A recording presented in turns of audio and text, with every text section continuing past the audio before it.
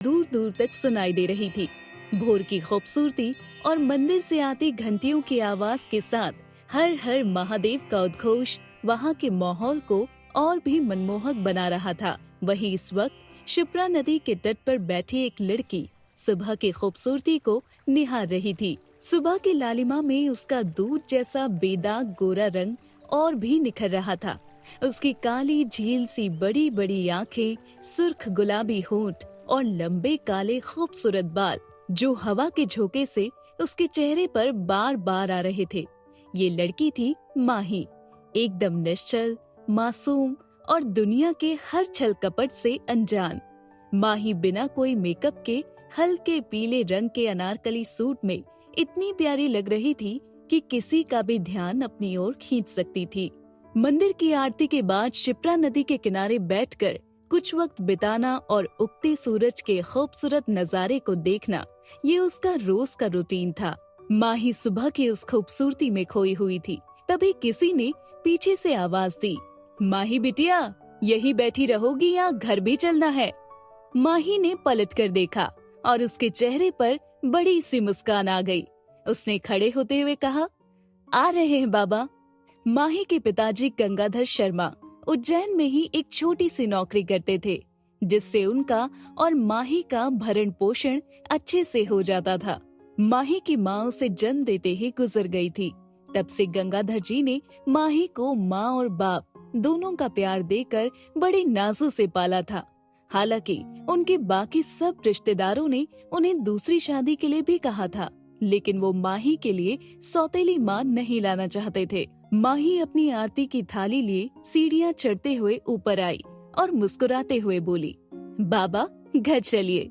माही के पिताजी ने मुस्कुराते हुए कहा, बच्चा तुम कभी यहाँ आना नहीं भूलती है ना?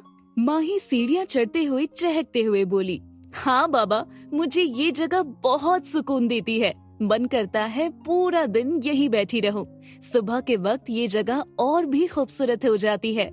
बस बस मेरी गुड़िया, अब घर चलो, आज तुम्हारा रिजल्ट भी तो आना है ना? ये सुनकर माही लगभग भागते हुए बोली, अरे हाँ, जल्दी चलो बाबा, मुझे देर हो जाएगी। घर पहुँचते ही जल्दी से माही ने नाश्ता तैयार किया और फटाफट नाश्ता करके जाने को हुई। तभी उसका फोन रिंग करने लगा। फोन की स्क्रीन पर चाचा जी नाम लिखा हुआ था। नाम पढ़ते ही माही ने चिल्लाकर अपने बाबा को बुलाया, बाबा जल्दी आइए, चाचा जी का फोन आया है।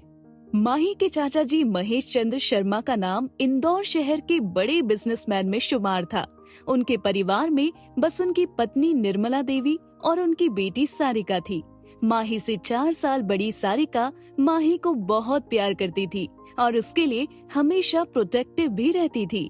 उसकी करीब करीब रोज ही माही से बात होती रहती थी। माही अपने माँ बाप की शादी के 10 साल बाद काफी मन्नतों से हुई थी, इसलिए वो सबकी लाडली थी। महेश चंद्र और उनका परिवार हमेशा चाहता था कि गंगाधर और माही दोनों उनके पास आकर रहे, लेकिन गंगाधर कभी उज्जैन को छोड़कर जाना ही नहीं चाहते थे। जब तक उसके बाबा आते, माही फोन उठाकर बोली, नमस्ते चाचा जी, कैसे हैं आप? आज बड़े दिनों बाद आपको अपनी गुड़िया की याद आई?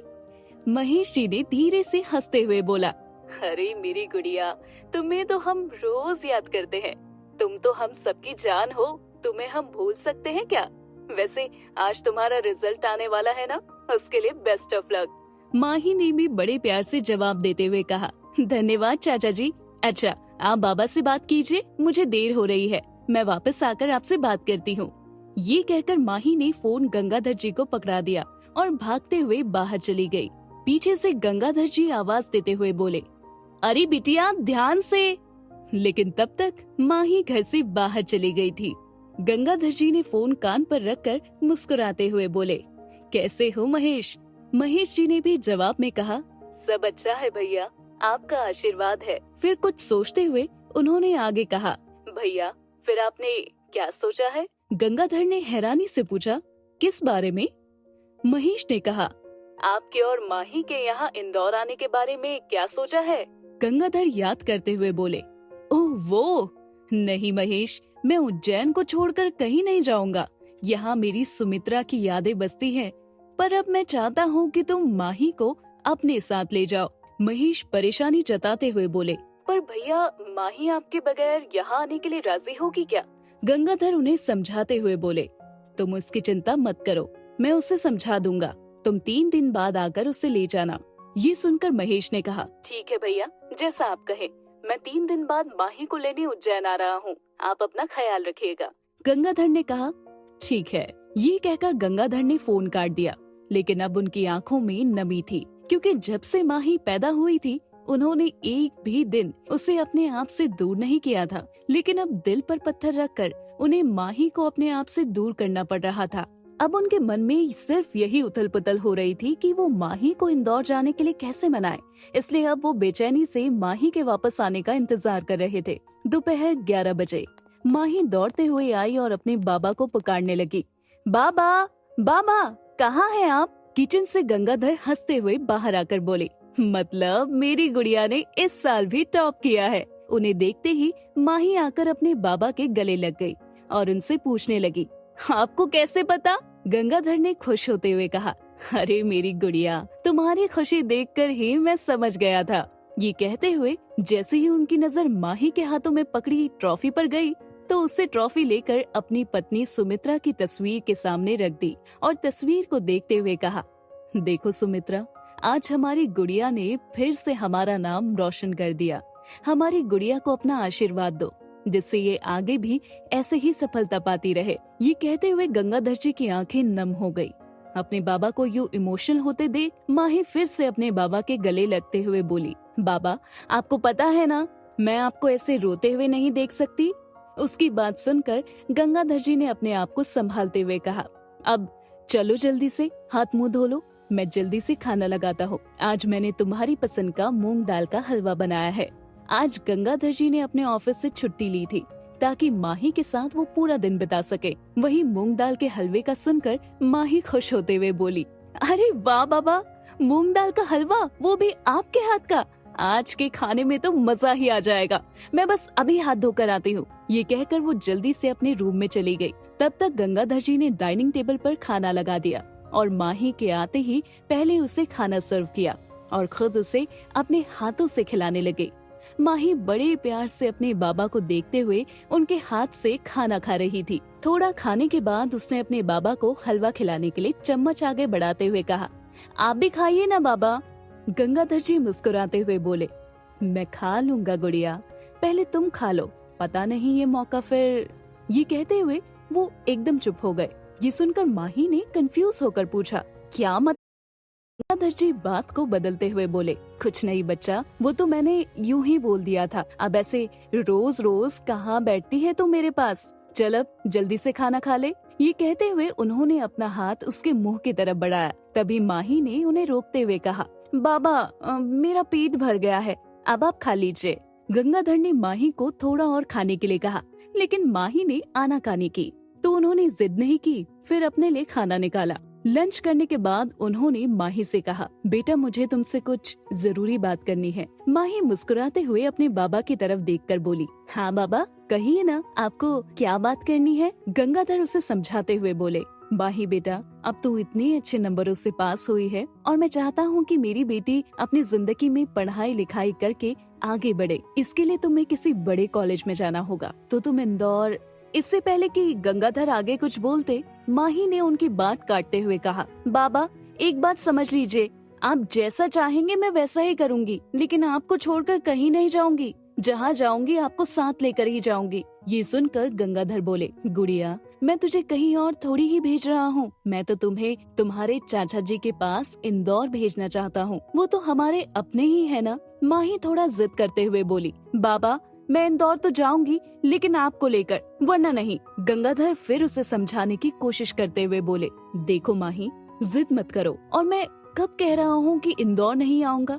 तुम्हारे जाने के कुछ दिन बाद ही मैं भी आ जाऊंगा। और बेटा क्या तू मेरी इतनी सी बात नहीं मानेगी? कुछ ही दिनों की तो बात है। ये कहते हुए गंगाधर ने थोड़ा मुंह बना लिया जैसे वो उससे नाराज हो। फिर गंगाधर ने माही की ओर देखते हुए अपने मन में कहा, सॉरी गुड़िया, तेरे बाबा ने तुझसे झूठ बोला कि कुछ दिनों बाद मैं भी इंदौर आ जाऊंगा, लेकिन मैं भी वहाँ नहीं आ सकता। माही अपने बाबा से बहुत प्यार करती थी। उनका नाराज चेहरा देखकर उसने कहा, बाबा आप तो जानते हैं ना, मैं आपको नाराज नहीं कर सकती, लेकिन आप वहाँ आएंगे ना? गंगाधर मुस्कुराते हुए बोले।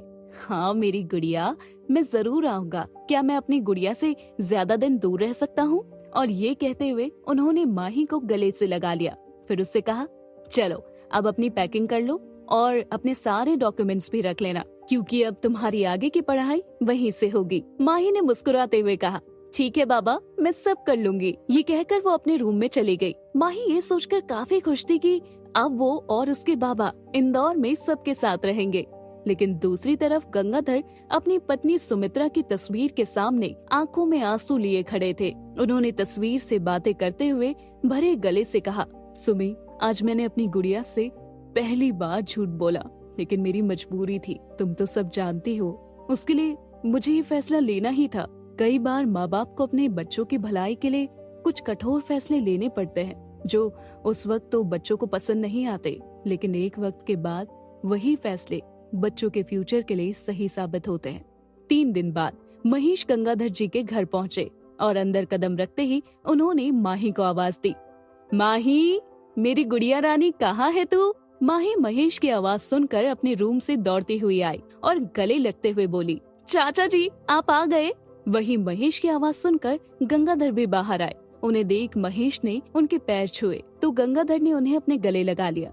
वो दोनों एक दूसरे से कुछ बोलने वाले ही थे कि तभी माही महेश जी का हाथ पकड़कर ले जाते हुए बोली, हाँ पहले मेरे रूम में चलिए। गंगाधर ने उसे ऐसा करते देख पीछे से आवाज देते हुए कहा, अरे अपने चाचा को थोड़ा आराम तो करने दे और जरा पानी वानी तो पिला। तूने उनके आते ही उसे परेशान करना शुरू कर दिया। माही बिना रुके ही उन्हें अंदर ले जाते हुए बोली, चाचा जी मेरे रूम में ही आराम कर लेंगे, मुझे इनसे ढेर सारी बातें करनी है और मेरी ट्रॉफी भी तो दिखानी है। माही की बातें सुनकर दोनों भाइयों को हंसी आ गई और महेश जी हंसते हुए माही के साथ चले गए। कुछ देर बाद गंगाधर महेश को बुलाने माही के रूम में आई तो देखा कि माही महेश की गोद में सिर रखे सो रही थी। माही को ऐसे सोते देख गंगाधर के चेहरे पर मुस्कान आ गई। महेश ने उन्हें आवाज न करने का इशारा किया और धीरे से माही का सिर बेड पर रख दिया। फिर गंगाधर के साथ माही के रूम से बाहर आ गए। क्या वाकई में गंगाधर माही को उसकी पढ़ाई के लिए ही इंदौर भेजना चाहते हैं या इसके पीछे है कोई बड़ा कारण? क्या होगा जब माही को पता चलेगा कि उसके बाबा ने उससे झूठ बोला है? जानने के लिए सुनते रहिए ये कहानी सिर्फ पॉकेट एफएम पर। बाद महेश को लेकर गंगाधर अपने रूम में आ गए। माही को खुद से दूर भेजने का फैसला उन्होंने बहुत मुश्किल से लिया था। उनके चेहरे पर एक अनकही उदासी नजर आ रही थी। ये देखकर महेश ने गंगाधर को एक बार फिर समझाते हुए कहा, भैया मैं एक बार फिर आपसे रिक्वेस्ट करता हूँ, प्लीज आप भी हमारे साथ चलिए। आपको यूँ अकेले छोड़कर जाने के लिए मेरा दिल बिल्कुल नहीं मान रहा। नहीं महेश, मैं तुम्हारे साथ नहीं आ सकता। अब माही की जिम्मेदारी तुम पर है। मुझे तुम पर और निर्मला पर पूरा भरोसा है कि तुम माही को माँ बाप दोनों का प्यार दोगे। गंगाधर ने उदासी भरी आवाज में कहा। ऐसे ही कुछ देर बात करने के बाद महेश जी अपने रूम में सोने चले गए। महेश ने 2 दिन बाद की फ्लाइट की टिकट कराई हुई थी। जब इंदौर जाने का वक्त आया तो माही के चेहरे पर उदासी छा गई, क्योंकि आज वो पहली बार अपने बाबा को छोड़कर उनसे दूर जा रही थी। लेकिन उसके बाबा जल्दी ही उसके पास आ जाएंगे, ऐसा सोचकर उसने अपने मन को समझाया। घर से निकलते हुए माही ने अपने बाबा से कहा, बाबा आप जल्दी आइएगा, मुझे आपके बिना बिल्कुल भी अच्छा नहीं लगेगा। ये बोलकर आंखों में आंसू लिए माही उज्जैन से विदा हुई। वहीं जो आंसू गंगाधर ने अब तक रोके रखे थे वो माही के जाते ही बह निकले। आज उन्हें अपना घर सूना लग रहा था, क्योंकि इस घर की रौनक आज इस घर से दूर चली गई थी। वहीं इंदौर एयरपोर्ट पहुंचते ही माही अपने चाचा जी के साथ उनके घर की ओर निकल गई। माही गाड़ी में बैठी शहर की खूबसूरती को निहार रही थी। वहाँ की खूबसूरत बड़ी बड़ी बिल्डिंग और साफ सुथरी सड़कें देखकर माही ने मन ही मन कहा, इंदौर कितनी खूबसूरत और क्लीन सिटी है। ऐसे ही इसे इंडिया की सबसे क्लीन सिटी का खिताब नहीं मिला है। सारिका अक्सर उसे यहाँ की फोटोज भेजा करती थी, जिसे देखकर इंदौर शहर घूमने का माही का बहुत मन होता था, लेकिन वो अपने बाबा को अकेले छोड़कर नहीं आना चाहती थी। इस शहर की खूबसूरती देखकर माही मन ही मन सोच रही थी कि जब बाबा यहाँ आएंगे तो हम पूरा शहर घूमेंगे। ऐसे ही शहर की खूबसूरती देखते देखते वो लोग महेश जी के मेंशन पहुँच गए। माही ने मेंशन की खूबसूरती देखकर खुश होते हुए अपने चाचा जी से कहा चाचा जी, आपका घर कितना खूबसूरत है और कितना बड़ा भी। महेश ने मुस्कुराते हुए कहा। हाँ मेरी गुड़िया, अब से ये घर तुम्हारा भी है। गाड़ी मेंशन के मेन एंट्रेंस के बिल्कुल सामने आकर रुकी। गेट पर खड़े सिक्योरिटी गार्ड ने जल्दी से आकर गाड़ी का डोर ओपन किया। माही और महेश दोनों ही गाड़ी से बाहर आ गए। तब तक निर्मला जी और सारिका भी गाड़ी की आवाज सुनकर बाहर आ गई थी। निर्मला ने बाहर आते ही माही को गले से लगा लिया और उसके माथे को प्यार से चूमते हुए कहा, आ गई मेरी गुड़िया, सफर में कोई परेशानी तो नहीं हुई ना? माही ने प्यारी से स्माइल के साथ कहा, नहीं चाची जी, मुझे कोई दिक्कत नहीं हुई। सारिका ने तो आते ही माही को कसकर गले लगा लिया और उसके दोनों गालों को पिंच करते हुए बोली, वेलकम माय डॉल। महेश ने हंसते हुए कहा, अरे पहले अंदर तो आने दो। निर्मला ने कहा, एक मिनट यही रुको। ये कहते हुए उन्होंने अपनी मेट को कुछ इशारा किया, जिसके बाद मेट जल्दी से आरती की थाल ले आई। निर्मला जी ने आरती की थाल अपने हाथ में ली और माही की आरती उतारने लगी। बाद में उसके माथे पर टीका लगाया, फिर बड़े प्यार से उसका स्वागत किया। वो मेंशन जितना बाहर से खूबसूरत था, उससे कहीं ज्यादा सुंदर अंदर से था और मेंशन को बहुत ही खूबसूरती से सजाया भी गया था। तभी सारिका माही का हाथ पकड़कर उसे अपने साथ ले जाते हुए बोली, माही तुम अब मेरे साथ चलो, मैं तुम्हें तुम्हारा रूम दिखाती हूँ। पता है उसका इंटीरियर मैंने खुद सेलेक्ट किया है। ये कहते हुए वो उसे खींचते हुए स्टेयर से ऊपर के फ्लोर पर ले जाने लगी। माही का रूम सारिका के रूम के बगल में ही था। माही जैसे ही सारिका के साथ रूम में गई तो उस रूम को देखती ही रह गई। उसका रूम लाइट पिंक और व्हाइट कलर के कॉम्बिनेशन से तैयार किया गया था। रूम के साथ ही एक खूबसूरत सी बालकनी थी, जहां व्हाइट कलर का झूला लगा था। रूम में एक बड़ा सा राउंड शेप बेड था। साथ ही उसके बेड पर दोनों तरफ टेडी बियर रखे थे, क्योंकि आज भी सारिका माही को अपनी वही छोटी सी क्यूट सी डॉल समझती थी। सारिका ने प्यार से माही से पूछा, माही कैसा लगा तुम्हें अपना रूम? माही आंखों में चमक लिए पूरे रूम को देखकर चहकते हुए बोली, दी ये रूम तो बिल्कुल एक प्रिंसेस के रूम की तरह है। सारिका ने हंसते हुए कहा, तो तुम हमारी प्रिंसेस ही तो हो। ये कहकर उसने माही को जोर से गले लगा लिया। और मेरा रूम तुम्हारे रूम के बिल्कुल बगल में है, तो अब हम दोनों ढेर सारी मस्ती करेंगे, ठीक है? सारिका ने मुस्कुराते हुए कहा। तभी एक मेड आकर बोली, सारिका बेबी आप दोनों को मालकिन ने नीचे खाने के लिए बुलाया है। सारिका ने कहा, अच्छा तुम जाओ, हम आते हैं। ये कहते हुए सारिका ने उसे जाने का इशारा किया। फिर माही से बोली, अब तुम जल्दी से फ्रेश हो जाओ, फिर हम दोनों नीचे चलेंगे। माही कुछ ही देर में फ्रेश होकर सारिका के साथ नीचे आ गई। इसी तरह माही को उज्जैन से इंदौर आए 1 महीने से ज्यादा हो गया। सारिका ने माही को इंदौर की कई सारी जगह पर घुमाया, काफी सारी शॉपिंग भी करवाई। माही रोज अपने बाबा को फोन करती थी, ढेर सारी बातें करती थी कि वो आज कहाँ कहाँ घूमने गए, क्या क्या खरीदा, और वो रोज ही पूछना नहीं भूलती थी कि वो इंदौर कब आ रहे हैं। गंगाधर कोई न कोई बहाना बनाकर उसे समझा देते थे। माही के चाचा जी ने उसका इंदौर के सबसे बड़े कॉलेज में एडमिशन भी करवा दिया था। अब वो रोज कॉलेज भी जाने लगी थी, जहाँ उसके कुछ दोस्त भी बन गए थे, जिनमें से वो ज्यादातर प्रिया और टीना के साथ रहती थी। वो दोनों माही की बहुत केयर करती थी, बिल्कुल एक बच्चे की तरह। माही की क्यूटनेस और इनोसेंस सभी को उससे प्यार करने पर मजबूर कर देते थे। माही कॉलेज में अपना लेक्चर अटेंड कर रही थी, तभी उसके फोन पर सारिका का मैसेज आया, माही फ्री होकर मुझे कॉल करना। माही ने तुरंत ही रिप्लाई किया, ओके दी। फिर वापस अपना ध्यान लेक्चर सुनने की तरफ लगा दिया। करीब 1 घंटे बाद क्लास खत्म हुई तो वो और उसके दोनों दोस्त क्लास से बाहर आ गई। प्रिया ने बाहर आकर ऐसे जताया जैसे जाने कौन सी लंबी कैद से आजाद हुई हो।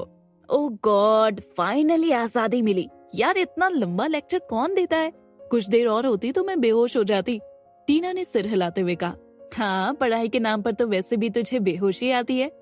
प्रिया ने रोनी सूरत बनाते हुए कहा, हाँ यार मैं तो थक गई बोर होते होते, और मुझे भूख भी लगी है, चलो कैंटीन में चलकर कुछ खाते हैं। उनकी बातें सुनकर माही ने हंसते हुए कहा, हाँ चल, बड़ी मेहनत जो की है तूने बोर होने में। इस बात पर टीना को हंसी आ गई, वहीं प्रिया का मुंह बन गया। तीनों कैंटीन की तरफ जा रही थी कि तभी माही को याद आया कि उसे तो सारिका को फोन करना था। उसने प्रिया और टीना से कहा, तुम लोग चलो, मैं कॉल करके आती हूँ, तब तक तुम खाने का ऑर्डर दे देना। प्रिया ने कहा, ठीक है पर जल्दी आना। इतना कहकर वो टीना के साथ कैंटीन की तरफ चले गई। माही ने सारिका को कॉल किया तो 2 रिंग के बाद ही सारिका ने फोन पिक कर लिया। हेलो माही, मैं कब से तुम्हारी कॉल का वेट कर रही थी। माही ने कहा, दी बस अभी क्लास खत्म हुई थी तो मैंने आपको कॉल किया। क्या कुछ काम था? सारिका ने खुश होते हुए कहा। हाँ माही, आज मैंने क्लब में एक छोटी सी पार्टी रखी है जिसमें मेरे सारे फ्रेंड्स आने वाले हैं, तो तुम्हें भी मेरे साथ चलना है। मैं तुम्हें अपने सारे फ्रेंड्स से मिलवाना चाहती हूँ। आखिर तुम मेरी इकलौती बहन जो हो। ये सुनकर माही ने बड़ी मासूमियत से कहा, पर दी मैं वहाँ किसी को जानती भी नहीं हूँ, तो मुझे थोड़ा अजीब लगेगा। सारिका ने हंसते हुए कहा, अरे तभी तो तुझे ले जा रही हूँ बुद्धू, ताकि तुम भी सबसे अपनी जान पहचान बढ़ाओ और तुम्हारे लिए एक सरप्राइज भी है। माही ने थोड़ा कंफ्यूज होते हुए पूछा, सरप्राइज? कैसा सरप्राइज दी? सारिका ने स्माइल करते हुए कहा, अब वो तो तुम्हें वहीं जाकर पता चलेगा ना। माही ने एक गहरी सांस लेते हुए कहा, ठीक है दी, पर मेरे पास तो पार्टी वेयर ड्रेस ही नहीं है। सारिका ने कहा, उसकी चिंता तुम मत करो, मैंने सब अरेंज कर लिया है, तुम बस जल्दी घर आ जाना।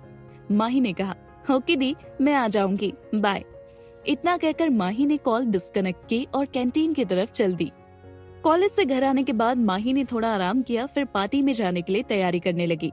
सारिका ने माही को उसकी ड्रेस दी और जल्दी से पहनकर आने को बोला। वो ड्रेस काफी शॉर्ट थी, इसलिए माही अपनी ड्रेस को खींचकर बार बार नीचे करते हुए बोली, दी ये तो बहुत छोटी है, आपको पता है ना, मैंने कभी ऐसे कपड़े नहीं पहने।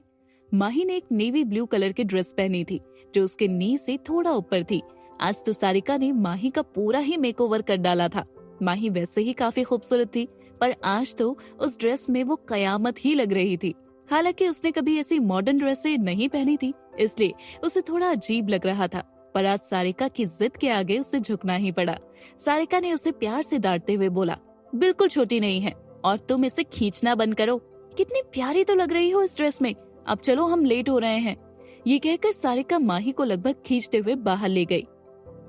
दोनों पार्टी के लिए इंदौर के सबसे लग्जूरियस और एक्सपेंसिव क्लब में पहुंचे, जहां जाना सिर्फ अमीर लोग ही अफोर्ड कर पाते थे।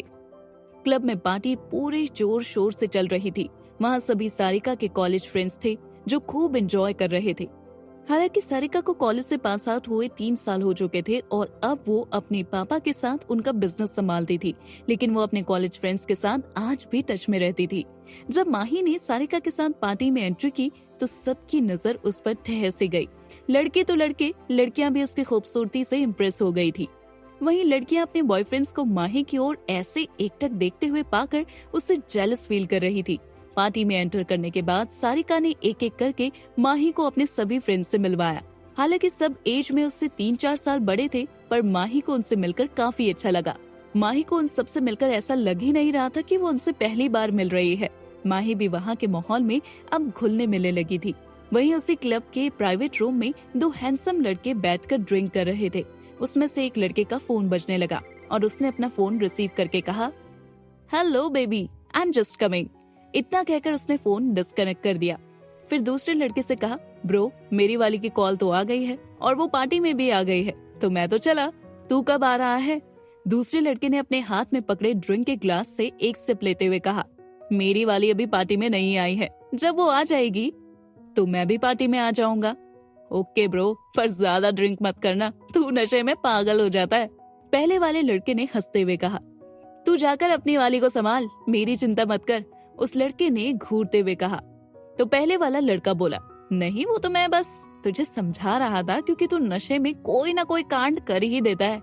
इतना कहकर पहले वाले लड़के ने जाते हुए एक आई विंक की और गेट ओपन करके बाहर चला गया। पार्टी हॉल में पहुंचकर उस लड़के की नजर एक खूबसूरत लड़की पर गई, जिसे देखकर उसके फेस पर एक बड़ी सी स्माइल आ गई। उसने आगे बढ़कर उस लड़की को पीछे से हक कर लिया। आखिर कौन थी वो लड़की जिसे उस लड़के ने हक किया था? क्या वो माही थी? क्या होने वाला था इस पार्टी में? आखिर सारिका माही को क्या सरप्राइज देने वाली है? जानने के लिए सुनते रहिए ये कहानी सिर्फ पॉकेट एफएम पर। पार्टी में एक लड़के ने वाइन कलर के